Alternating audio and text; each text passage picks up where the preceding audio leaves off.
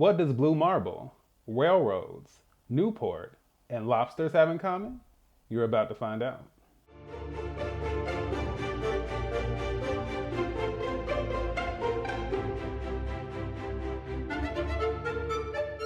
Hey everyone, this is D, Movie Man, fellow cinephile, popcorn addict, and emerging film critic, coming to you with reliable recaps, reviews, and reactions.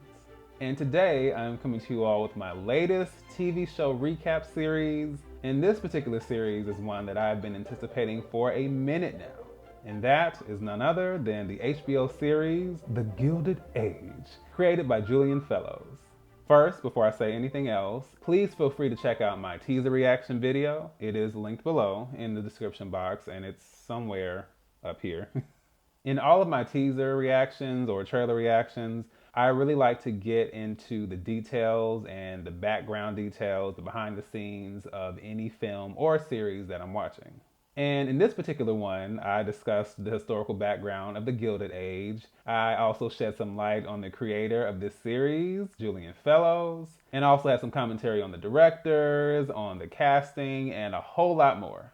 You can call it a bit of a pregame, if you will, to these recaps that I'm going to be doing. And we are officially kicking things off with Season 1, Episode 1, Never the New, directed by Michael Engler and written by Julian Fellows. So we officially open up the episode and we are setting our scene in New York, 1882 in Central Park. It's funny because my first thought looking at that was Seneca Village. Seneca Village has a very specific connection to Central Park. I won't get into the deeper details of that, but if anyone is interested, I would highly suggest you guys look that up. There's some interesting history there, and I'll leave it at that. We see several specialty items being transported into the city, and more specifically, into a building that is monumental, to say the least. It appears that someone is moving in, but more on that in a minute.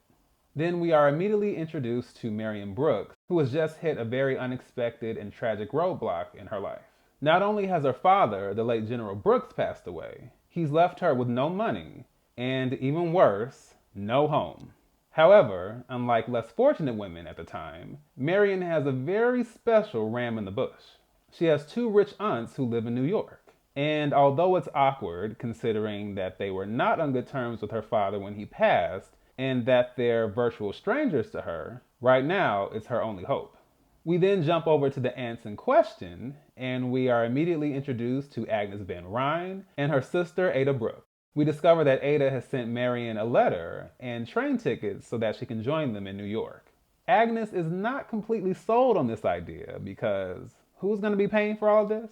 Oh, me.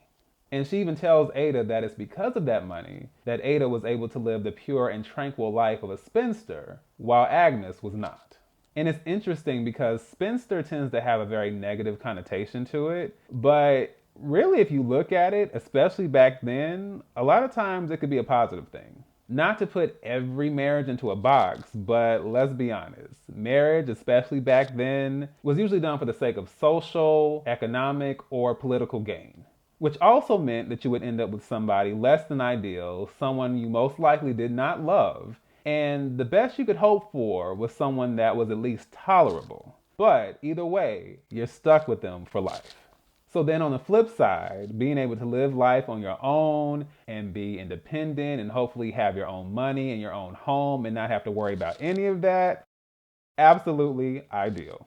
And we can already see that Agnes and Ada have two completely different personalities. Agnes is the no-nonsense, cynical, straight-shooter sister. And then on the flip side, Ada is the sympathetic, kind-hearted, warm sister.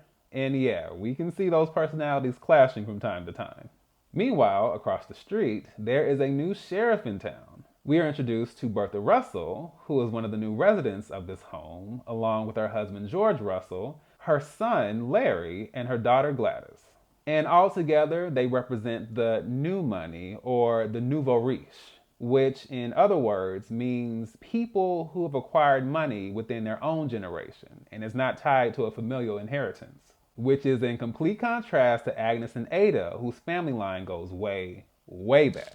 And that whole new money piece is made extremely obvious first by Bertha's outfit. I saw like the dangling pieces and just the whole look of it. I was like, yeah, it's a very look at me type of outfit. And you can definitely say the same thing about her home because it is laid out. Listen, let me tell you right now, my eyes immediately went to those blue marble fireplaces. I was like, ooh, yes, I was loving it. And it's interesting because I have such an appreciation for modern architecture. I think I probably lean a little closer to that. And even as far as my own home, that's probably something I'd be leaning towards in that regard. But I also have such an appreciation for old school architecture, especially just in certain eras and certain centuries. Like, I think that's so interesting. So just, I was watching her walk through that home and I was like, wow. Just all the details, just how rich and lush it was. I was totally here for it. And for Bertha, this move couldn't have come any sooner. After all, they've been stuck down on 30th Street waiting for this home to be built for the past 3 years. And now that they're here, she wants everyone to know.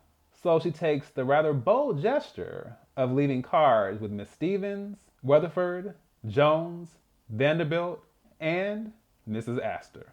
In other words, the dominating forces of New York's social scene and society. Good luck with that. Later, we see Marian at the train station and she is preparing to depart for New York, but it's clear that Marian cannot catch a break because her purse ends up getting snatched in some type of con. The guys are fighting, they fall down, Marian falls against this young woman, and then just as quickly, the guy snatches her purse and runs. And I actually had to rewind it because it happened so fast. Like, I didn't even know what had happened. So yes, she has gotten her purse snatched, which has now left her in an even worse circumstance because without that little bit of money she did have, and definitely without those tickets, she is up the river without a paddle. However, a young woman named Peggy decides to intervene and do her a solid and purchase tickets for her. Let it also be stated that Peggy is very much African American, and so the dynamics of traveling for her as opposed to others becomes very clear to Marian as they're traveling together. Later, Marian is able to return the favor to Peggy when she gets caught in the storm and they realize that the ferry is no longer running. So Marian just figures, hey, we'll just take you to my aunt's house and we can go from there. And surprisingly, Agnes is just fine with letting Peggy stay the night, and in the morning, she plans on paying her back the money that she spent on Marian's tickets. So all in all, not a bad way to end the day. As for Marian, she quickly becomes acquainted with the lay of the land as far as her Aunt Agnes is concerned. But it also gets really tense for a second. Agnes decides to bring up the fact that Marian's father didn't leave her any money, and Marian was like, please don't speak ill of my father. And Agnes was like, I will say what I want in my own home. And Marian was like, not to me. I said, wait a minute now. So yeah, another really interesting dynamic that we're gonna see. So like I said, we are laying down the law. A job is out of the question if you're gonna live in this house. You want to work with a charity? That's fine, but it depends on the charity that is chosen. And as far as the black mourning clothes, yeah, that's gotta go. You're entering society and you need to look the part. She also makes it clear to Marian that they only receive the old people, not the new. Never the new. And like I mentioned before, that is a very specific reference to their lineage. Not only has the Brooks family been in Pennsylvania for a century and a half, but Agnes's mother was a Livingston, and the Livingstons came to this city in 1674, over 2 centuries ago. And through blood and birthright, Marian officially belongs to old New York. However, is Marian necessarily happy about this? That remains to be seen. The next day, we see Peggy assisting Agnes with some letter dictation, and she ends up doing such a great job that Agnes decides to hire her as a secretary. And Peggy even convinces Agnes to let her stay there in the home while she's working, just based off of how difficult the commute would be. Agnes is totally fine with this, as long as Peggy lets her parents know where she is. Peggy has a very anxious reaction to that, and she mentions that she's fine meeting up with her mother, but it's her father that she's hoping to avoid. So later we see Peggy meeting up with her mother Dorothy, played by the eminent Audra McDonald. We find out that Peggy is having difficulty forgiving her father because apparently he did something, we don't know what, in order to keep her from making a poor choice that would have ruined her life. Now, we don't know what went down and why, but I already know we are going to find out very, very soon.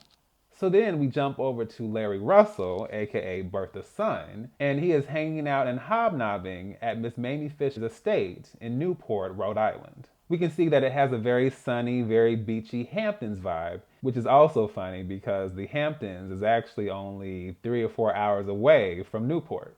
Along with Mrs. Fish, Larry is also connecting with Carrie Astor, who is the daughter of the famed Mrs. Astor, who ironically is the very woman that his mother is trying to connect with as well. We are also introduced to Oscar Van Rhijn, who has quite the personality, but I suppose that it's not surprising given that he is Agnes's son. Finally, Marian is given her opportunity to start her charitable career for a charity that trains orphans to be servants. How gracious of them. But Ada also mentions that there are worse things that they're trying to save them from, so hey, we'll just take the good with the bad.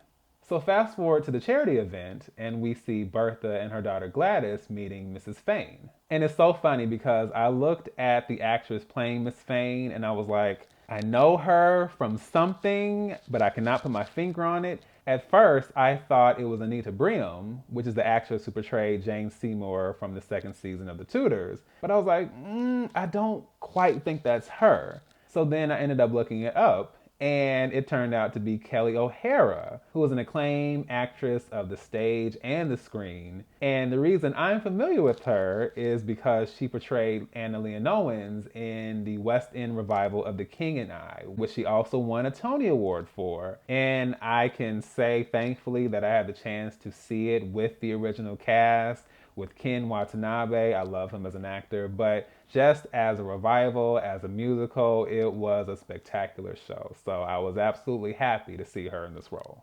They also meet Miss Morris. And once Miss Fane and Miss Morris realize that Bertha is the central resident of that new house that everyone's talking about, their energy kind of shifts a little bit. They're kind of like, oh, that's you. Miss Morris even gets slightly shady and she says, oh, how brave to not go with the other builders that everyone else uses. But as far as Bertha's concerned, there's no need to be afraid of new things or new people. Well, in this society, easier said than done. Ada and Marian arrive and they walk up to the four of them and everyone is introduced to each other. Once again, I could see the energy shift when they realized it was Ada and Marian, the old side of things. And then once they realized that they had introduced Ada and Marian to Bertha and Gladys, they were like, ugh. So this is Bertha and her daughter. It was crazy just seeing the shifting emotions and the shifting in personalities. I was like, that's just a lot to deal with. Next, we see George Russell having a conversation with John Thorburn. Oh, did I say conversation? Well, what I meant is that Mr. Thorburn is expressing his complete shock and anger and frustration because he's realized that George intends to place an entirely new railway directly next to the one that Mr. Thorburn owns, which is going to spread all the way from Cleveland to Toledo. Now, part of why George is doing this is because he wants to control Sandusky, which is going to be a very central and important city in the future, and he feels that he wants it to be his city. But by doing this, it will also effectively put Mr. Thorburn out of business.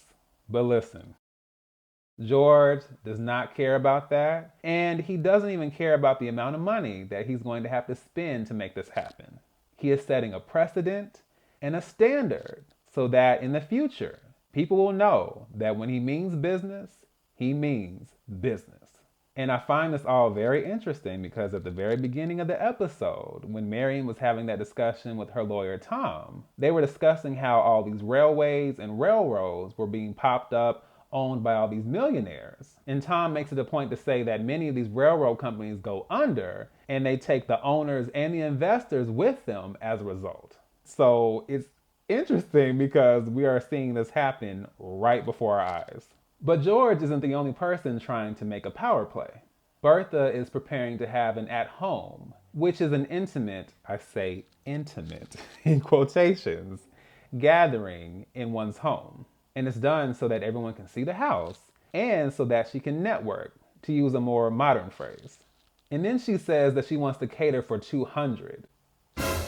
I'm sure that's intimate in her mind, and especially if you think about how massive some of these events were, but my first thought was, so nobody knows you, and even the people who have an idea of who you are don't really want to be associated with you. I'm just kind of thinking, don't you want to ease into this?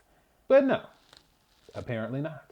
Later, Marian and Larry, of all people, end up meeting inadvertently when he saves Ada's dog from almost getting run over by a carriage in the street. The two of them strike up a conversation, and my immediate thought was, two households, alike in dignity, in fair New York, where we lay our scene. Yeah. I literally thought, okay, Romeo and Juliet, West Side Story. Like, we have the old, we have the new at war with each other. And then we have these two kind of bridging the gap unexpectedly. Marian later learns that she's basically forbidden from socializing with the Russells, even though she technically has already. But thankfully, Agnes doesn't know that. None of this makes sense to Marian, and she's even more confused by her Aunt Agnes. She doesn't understand why she had such hatred for her father. And we then discover that, similar to how things played out for Marian and how she ended up in this circumstance with her aunts, the same thing happened to her aunts when they were younger. Marian's father sold their farms. He sold the house that had been in their family for a century and a half. And then, to add insult to injury, he kept the money and he just spent it. Didn't even save it, didn't give any to Agnes or Ada, just bankrupted them without a care in the world. And sadly, like many women of the time, they were dependent on their brother because he became the head of the household after their father passed, which meant that Agnes ended up having to marry Mr. Van Rijin. And, as Ada puts it ever so bluntly, Mr. Van Rijin was not a man you would want to be with alone. So, it is safe to say that Agnes's life has been a series of very unfortunate traumatic events, which has more than likely shaped her demeanor today. Ada knows that Marian still doesn't understand everything completely, but she does hope that she'll give both of them a chance. Now, as far as the at-home, it goes over about as well as you would expect, which is not at all. Bertha, as I suspected, has been extremely overconfident, and there are very few people there. However, Marian ends up sneaking out to visit, and she ends up having another conversation with Larry, and even Miss Fain shows up to the event. However, Bertha quickly realizes that Miss Fain's whole reason for coming was to secure that check for the charity, and even for that, she wasn't going to stay any longer than a few minutes. We see this massive table of food, about 20 or 30 lobsters at least. I was like, oh no, no. Such extravagance, such waste. But I will give Bertha credit. She does end up donating the food to a charity because I kid you not, if the words "throw it out" came out of her mouth, I was going to throw my shoe at the television like, you better not. But as far as the evening and Bertha's event is concerned, we also see Carrie Astor headed home, and she has a brief chat with her mother, the powerful and very famous Mrs. Astor. Carrie asks about the invite that they received from the Russells and if her mother attended. Mrs. Astor says, "Don't be ridiculous," and throws it into the fire. I was like... can't say I'm surprised. Lastly, we see George checking in on Bertha, who is obviously devastated by everything that's taken place. But she very boldly swears that she'll make all of them very sorry. And George, he's happy to hear this, because defeat is not your color. And that officially closes out episode 1, Never the New. Wow. Yes, there was a whole lot to take in with this episode, especially considering it was an hour and 20 minutes, which means I had to do quite a bit of condensing because I did not want this recap to be 45 minutes. First off, let me say very quickly that as far as Bertha, I am finding it very difficult to be sympathetic. I understand being in a new home. I understand wanting to make new friends and connect and be on the scene. Like, that's not a bad thing. But I think the statements about not wanting her sister to come around, I don't deal with my old friends, I just want my new friends and all that, I was like, no. And just her whole demeanor and all that, I'm just like, yeah. Being friends and connecting with people is one thing, social climbing is another thing. But we know that the tables eventually turn, and despite the present circumstances, Bertha is going to claw her way to the top tooth and nail. So I am really intrigued to see when that happens and especially how it happens. And then as far as the episode overall, like I said, we packed a whole lot into this first episode, but I still think that it was a solid introduction. I will say my biggest issue with this first episode is similar to my issue with the pilot episode of The Nevers. We have this very distinctive overarching story and concept and these great visuals to accompany it. But I think everything with the characters and the dialogue and some of the delivery, some of that feels very stiff and very rigid. I don't think they feel like real characters yet, which is understandable because it's the first episode. We're just being introduced to all of these people. But I hope that as we go along and we progress with the story and with the characters and we see everything develop, I hope that it starts to feel a lot more fluid and that everything here starts to feel a lot more real. And this episode wasn't bad by any means, but I can always feel the slight disconnect when I'm not fully in tune with characters or with the story. But like I said before, as we continue on, I'm sure that'll get better. And overall, I'm very excited to explore the dynamics of this story. We have a lot of characters to follow, and along with that, a lot of different subplots, a twist here or there, and especially with the finale and how things will close out with all the characters. So I'm here for it. I'm here for the journey. And what's great about it is that we have a cast that is jam-packed full of talented people.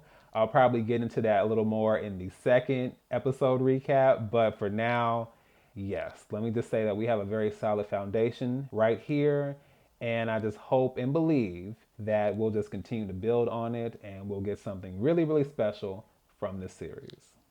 So, once again, this is D, Movie Man, signing off, and I'll see you with the movie.